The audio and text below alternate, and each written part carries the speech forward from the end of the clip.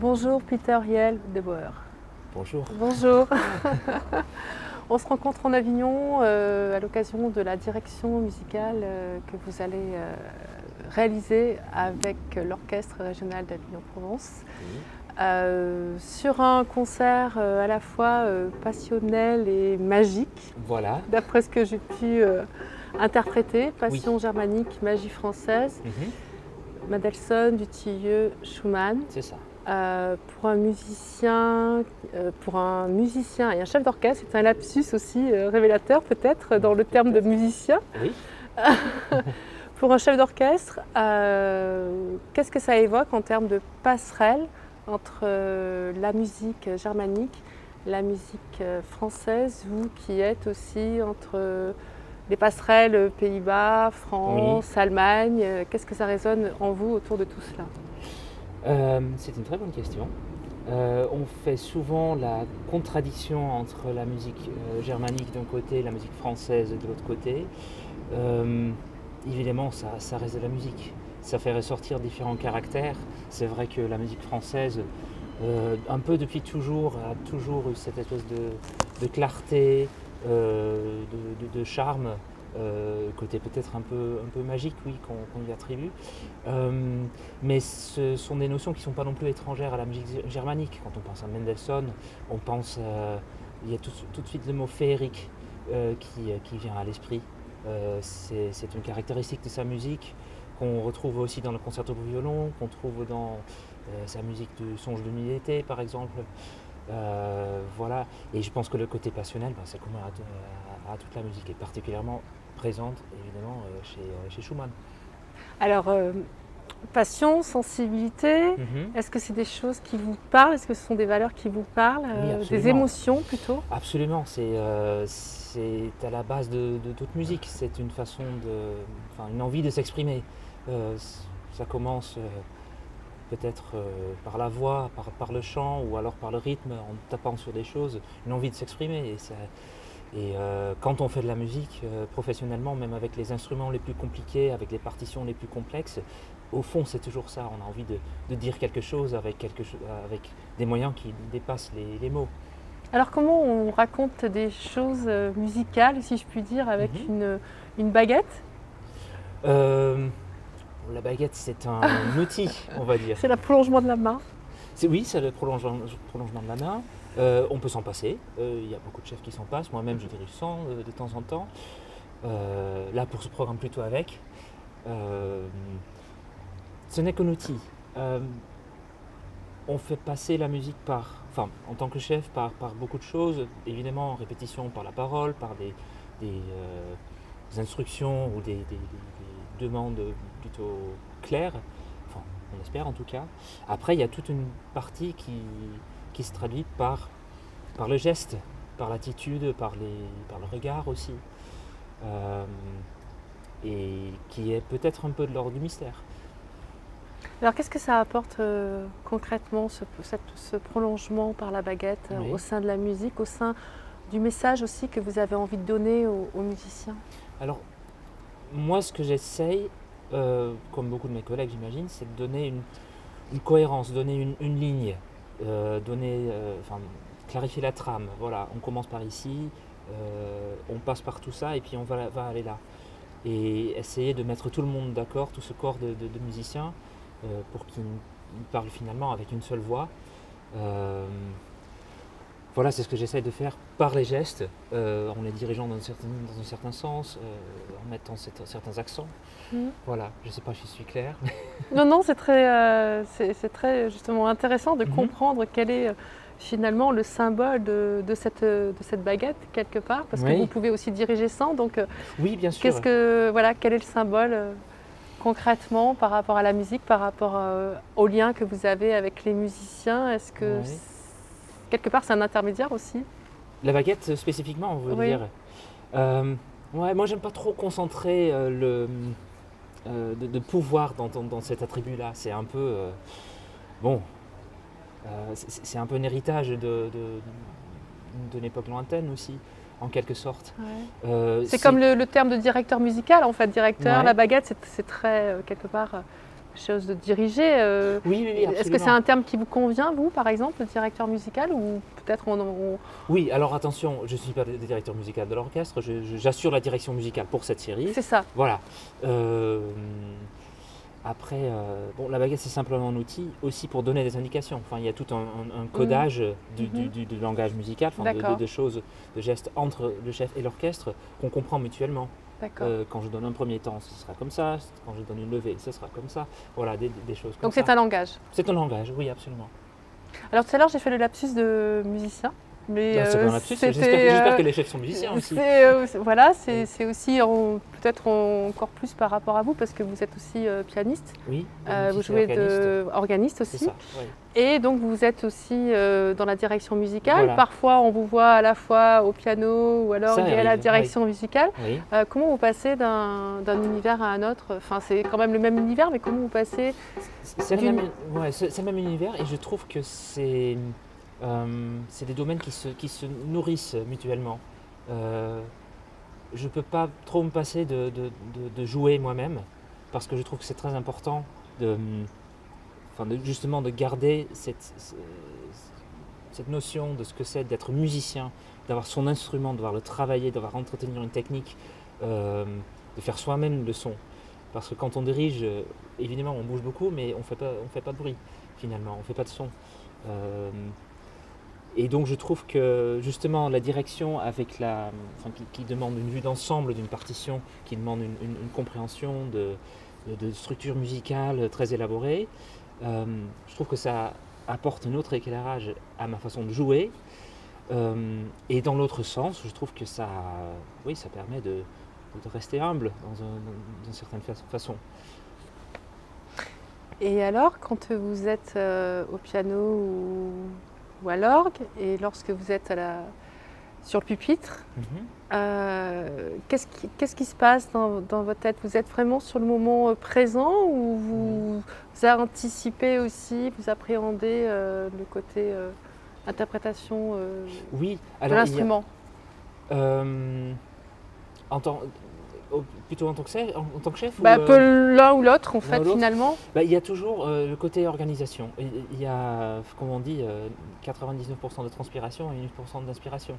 C'est-à-dire, il faut vraiment savoir où on va, et ça passe par l'étude d'une partition, alors l'étude mentale ou l'étude physique à l'instrument. Et de cette façon-là, on construit petit à petit une interprétation. Mais quand on dirige, quand on travaille avec un groupe de musiciens, c'est pas uniquement moi ce que je veux et moi ce que j'impose, c'est eux ce qu'ils donnent, moi ce que j'ai à proposer et ce que ça donne ensemble, sur le moment. Donc c'est vrai que quand on travaille, c'est vrai qu'on est beaucoup dans le moment, avec toujours en tête, bon, il ne faut pas que je dépasse telle heure parce que c'est la fin de la répétition, il ne faut pas que j'oublie de travailler tel épisode parce que est particulièrement compliqué. Enfin voilà, donc il y a toujours un côté de réflexion. Oui, de réflexion, oui, absolument. C'est toujours une question d'équilibre.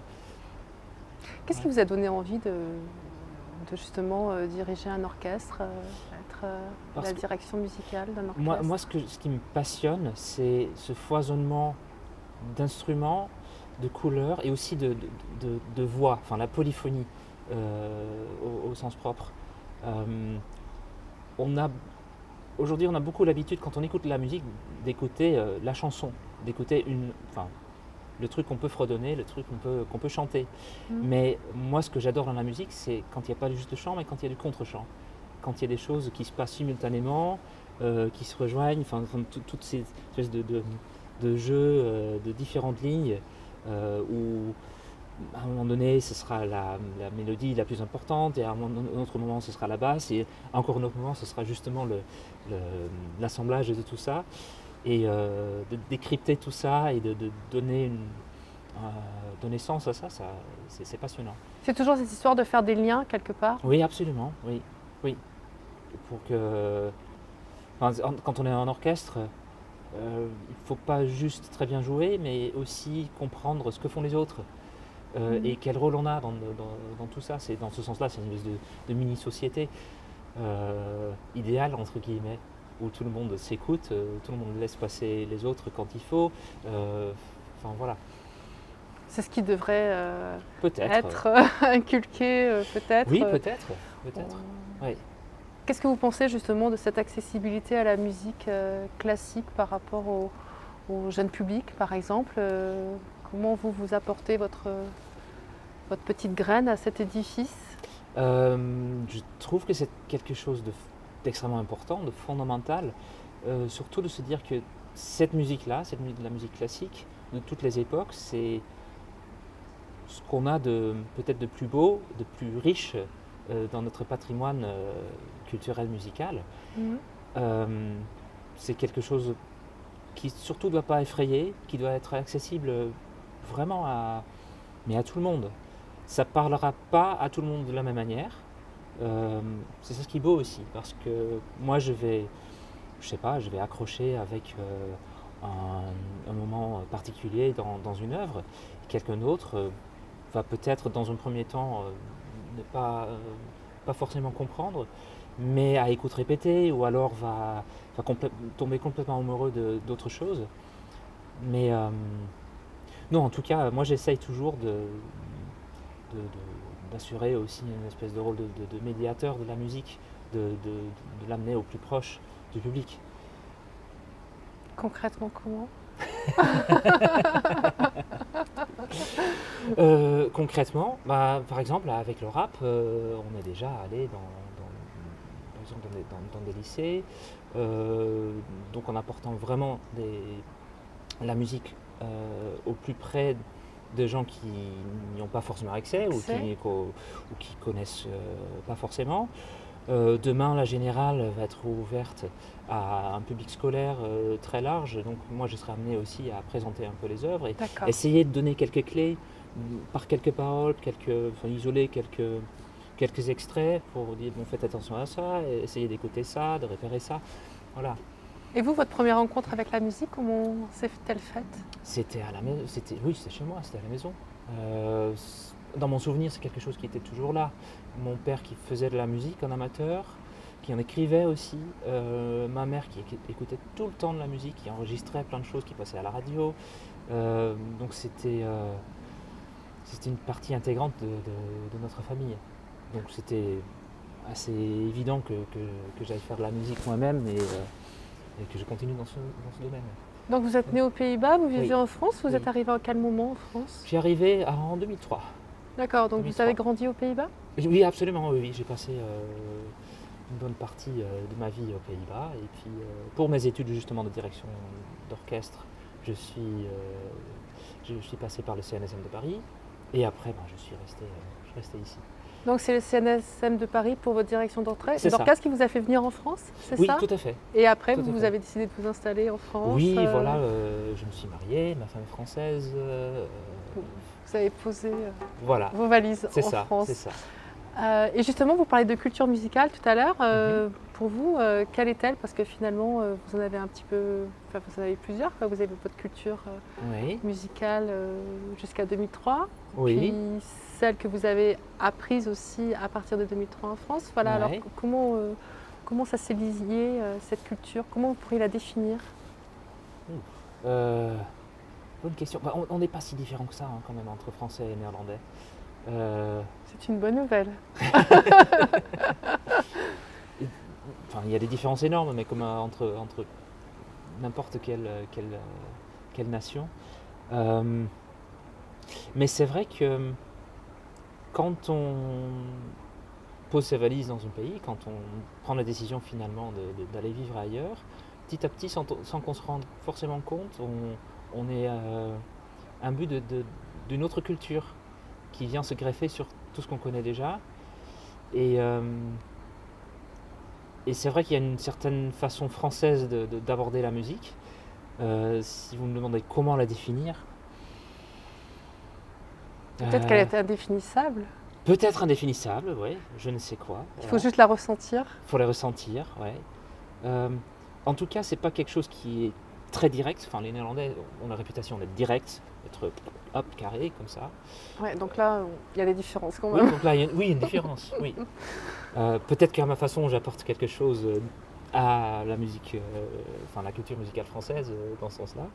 Mais c'est aussi une culture qui, moi, m'a énormément donné de choses et toujours énormément attiré aussi. Ouais. Ouais. Genre, Genre, genre. par exemple, qu'est-ce que ça vous a apporté particulièrement? Vous dites que ça vous a apporté beaucoup de choses. Ouais, ouais, Qu'est-ce oui. que ça vous a apporté concrètement? Purement musicalement, une certaine façon oui, d'aborder une phrase musicale. D'accord. Donc, ouais. Vous posez des questions. Excusez-moi, c'est... Non, mais c'est intéressant. C'est intéressant. Ouais, qui est peut-être moins direct, moins carré, plus. Peut-être un peu plus par la séduction. Ah, Ouais, d'accord. ouais. C'est une autre approche. Une autre approche, ouais, ouais. Peut-être. Est-ce que, à part la musique, vous avez d'autres passions que J'ai vous d'autres passions. faites? Oui, j'ai d'autres passions, oui, absolument. J'aime beaucoup mon jardin, j'aime beaucoup le jardinage. C'est vrai? Oui, ça, c'est quelque chose de passionnant. Avec mon épouse, on a acheté il y a quelques ans une maison avec un assez grand jardin, donc il fallait s'en occuper. Et en apprenant un peu au fur et à mesure, on apprend des tas de choses on apprend à être patient surtout. Planter des choses, voir, attendre que les graines germent et voir ce que ça donne. Se rendre compte que toutes les plantes ne fleurissent pas ou ne fonctionnent pas bien sur tous les sols. Voilà, ça c'est une de mes passions. Et l'autre, c'est le café. En tant que consommateur? Ou en tant que... En tant que torréfacteur? Torréfacteur, oui. Je torréfie mon café depuis quelques temps. Et voilà. Vous êtes découvert cette passion Oui.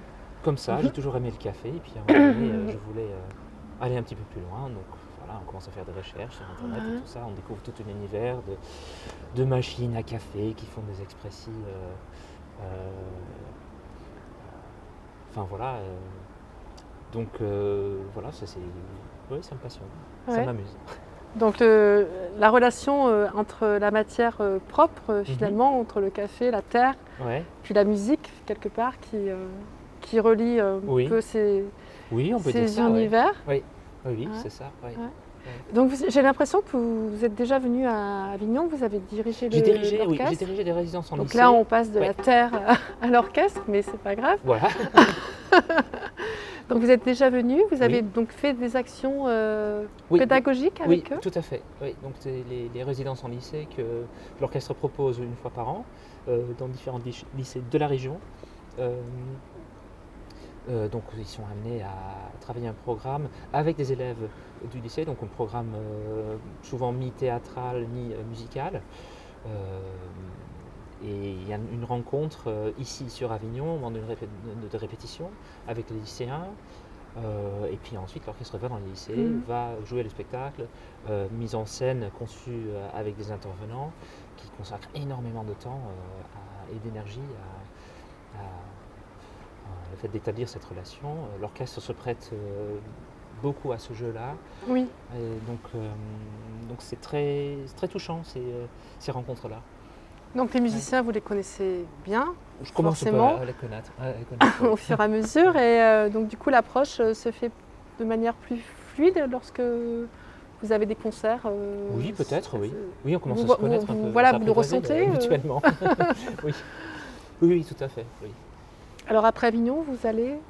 Après Avignon, alors, je vais rentrer chez moi. Et Bonne chose. J'ai beaucoup de travail au piano parce que je vais donner plusieurs fois l'année qui vient, qui sera l'année Beethoven, le 4e concerto au piano. Parce qu'avec un groupe d'amis, on donne les 5 concertos au piano et à l'orgue. D'accord. Donc on remplace l'orchestre par un accompagnement d'orgue. On est 5, donc on tourne soit en pianiste, soit en organiste accompagnateur et on donne les concertos comme ça.